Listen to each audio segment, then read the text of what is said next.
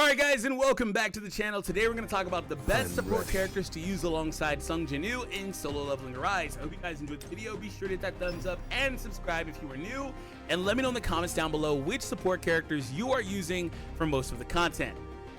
Now, quick disclaimer, I am pretty sure that Alicia and Chahain are two of the better ones to use. So keep that in mind.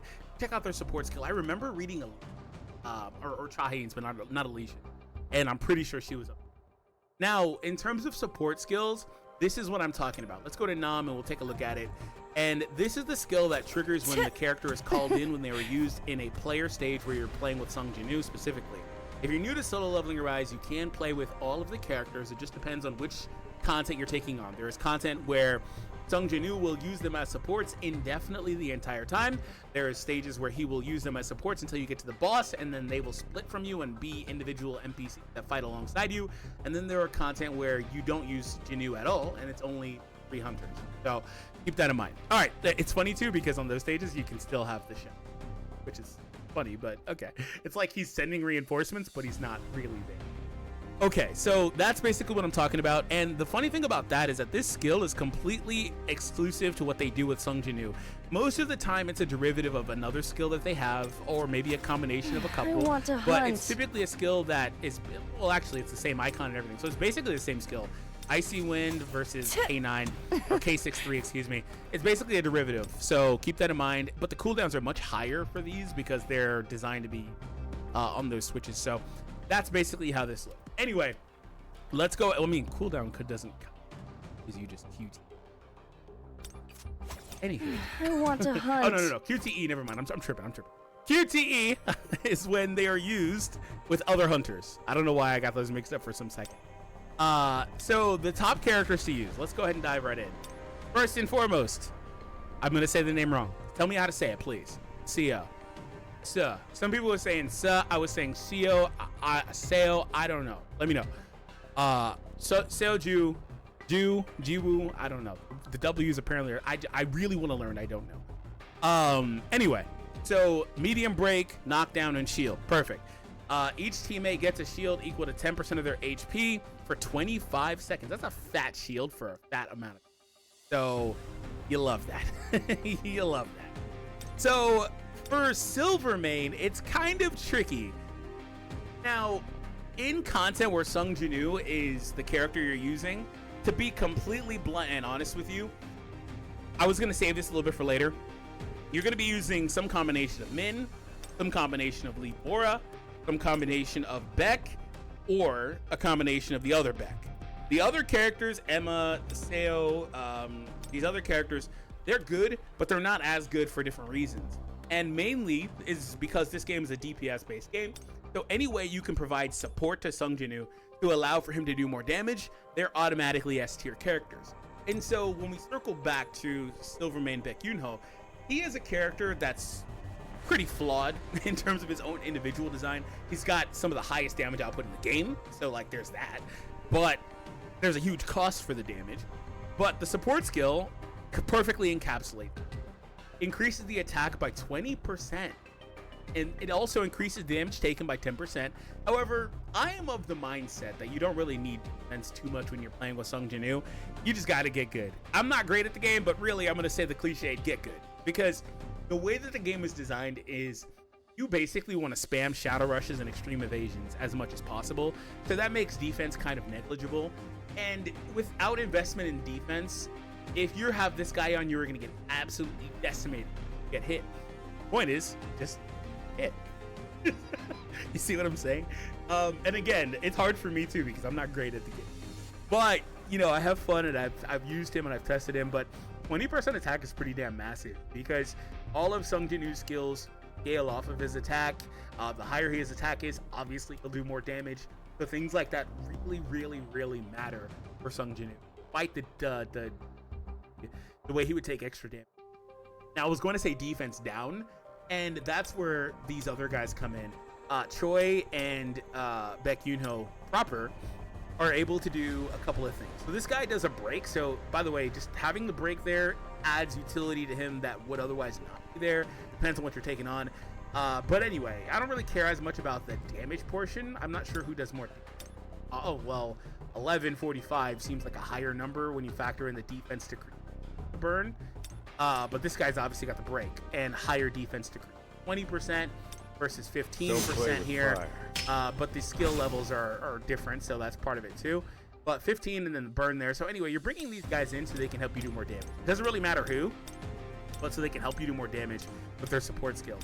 Now, the tricky thing about defense, I talked about how the game is predicated in a way where you want to have shadow steps constantly. Shadow step reduces the opponent's defense by 60%. And so that 60% will not stack with this 20%. Either or, 60 or 20, right? The game's going to take into consideration the higher of the two, and that's it. That's the way that I understand it, and that's the way it's been being talked about among the community. So if I'm mistaken, obviously no, but I don't think I am. So that's kind of how things go. But either way, either of these two characters is doing that. You want to have a defense decreaser in a lot of content, but again, it's not as valuable or as important as a support character providing literal buffs that are insane for your team. So let's take a look at Min Byung-woo here. When they use a skill, it applies a continuous recovery effect. So HP recovery equal to 1% of their max HP every second for 10 seconds. The regeneration effect does a knockdown and then punishment. Punishment makes the boss or the opponent take 15% more damage for 20 seconds. That's extremely strong debuff. And then you factor in the knockdown, which has utility with Sung Jinwoo as well, using and then just visual utility, and then the healing too. And you know, the funny thing is, I didn't really talk much about it control because it doesn't matter as much on these other hunters as it does on Min Byung-woo, because they don't have passives that are really doing much for them in terms of supporting some. I don't think. I'll destroy you all. Yeah, there's no callouts to that here. The skill damage, the user deals to targets inflicted with bleed with Magic Beast claws. I don't think there's any callouts. Sets a cooldown of Rain of Flames and Flame Spear and increases the attack. So when End of Days activates, Fire Barrage is the name of this. No callouts here. So the thing with Byung-woo here, he increases Jinwoo's critical as well, critical hit rate and damage. So that is also extreme. So it's not just that, he also is able to do critical bonus. And in terms of Beck, again, same type of deal here, not really doing much interaction with Light Flame Storm Kick. My name is Beck Junho. But, you know, that's kind of how things work. Now, Emma here is kind of interesting. She's kind of interesting because she's kind of doing similar or multiple things. I believe there may be a call out to Roaring Flames. There's so much goddamn. Jesus. So much text. Scared me away. All right, so here's what she's doing. So she's doing a medium break. When the last hit lands, it does an airborne effect. The skill is used. It applies heat absorption and heat emission. So heat absorption and emission are particularly strong. Increases the user's defense by 7.7. So this Jinwoo will get a defense increase. They'll recover 7.7% of his HP, equal to their damage taken. He'll get 7.7% defense penetration and a fire damage increase.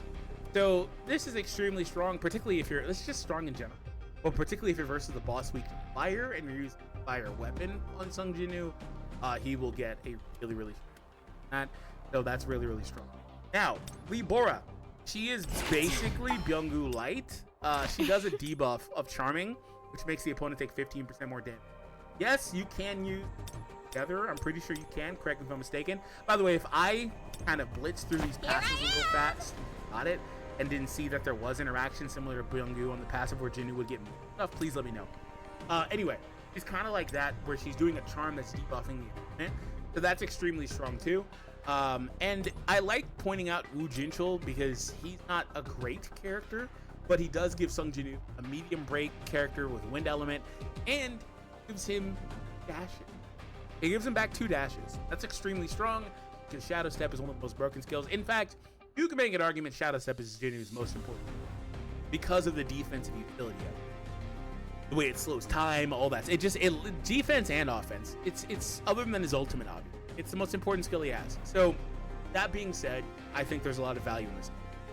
Now, we're gonna from here transition to some other characters, but I wanted to talk about, and this basically has devolved into kind of talking about support skills, so I'll have to at the end of the video summarize it for you. Stay tuned. I wanted to talk about here. He does a stun and remove the opponent's shield. I don't know if a lot of people have used him or tried him, but taking the shield off of him that HP base shield is extremely strong, and a 4-second stun is pretty good too. So I wouldn't sleep on that either. And so freezing here is good. The bleed here is solid too. And so I wanted to kind of just hammer it home for a couple other characters. Really, really strong. Hello. Park Heejin is freaking insane. Park is a great character individually, but her support skill is gross. Skills, wind damage, recovers team members' power gauge. Ding, ding, ding. You want that. And then when it's used, applies the breeze effect. So when the skill is used, removes debuffs on team members. So take the debuffs off your team, and then increases Jinwoo's skill damage by 15%.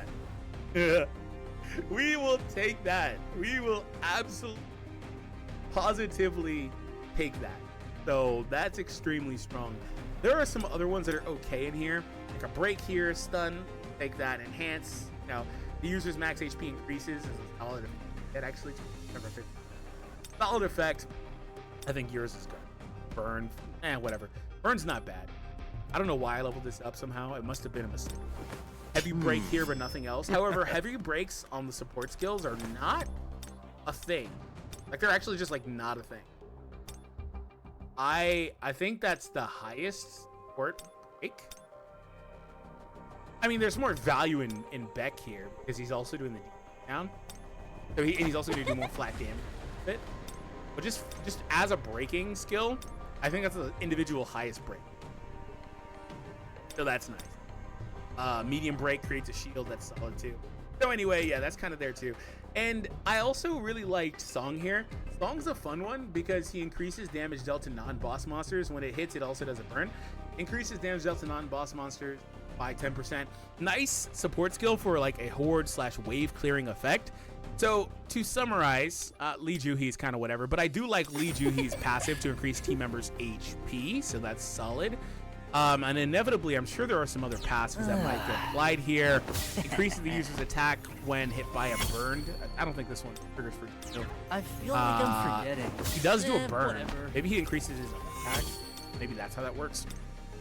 He recovers HP. Right. Inevitably, I'm sure there are some other ones. Sort of passives that I'm not really seeing. Light break here. I need to recoup. No, I don't think. I wanted to just train. make sure I You get cross. What's the word? Cross your T's and dot your I's. Is that what it is? So I wanted to make sure that I got everything. It looks like I pretty much have everything. So that's basically it. So to summarize, I kind of gave it to you earlier, but Baek Yoon-ho, Min Byung-gu, Lee Bora, and some combination of one of these two characters, Choi or the other Baek, are ones that I would recommend pretty much always using for the damage-based implications. Also, I would recommend using Park Heejin for damage-based implications as well, because that's pretty solid, and the cleanse is good too. If you are versus a boss with a lot of HP, you can get some value out of bleeding them down with Kang a little bit. You also get an awesome amount of utility between these two girls, and they're either shields or other things they're applying, heat emission, heat absorption, blah, blah, blah. Really good stuff. Nam with the freeze is also solid. And that's where I wanted to summarize this. So these are the best supports for Sung Jinwoo, basically. I didn't bring up Jinho. Jinho's okay. He drops a potion, but like it doesn't heal very much. So I kind of don't really care all that much about it. All right, guys, let me know what you think. Hope you all enjoyed. Subscribe if you are new, and I'll see you all next time.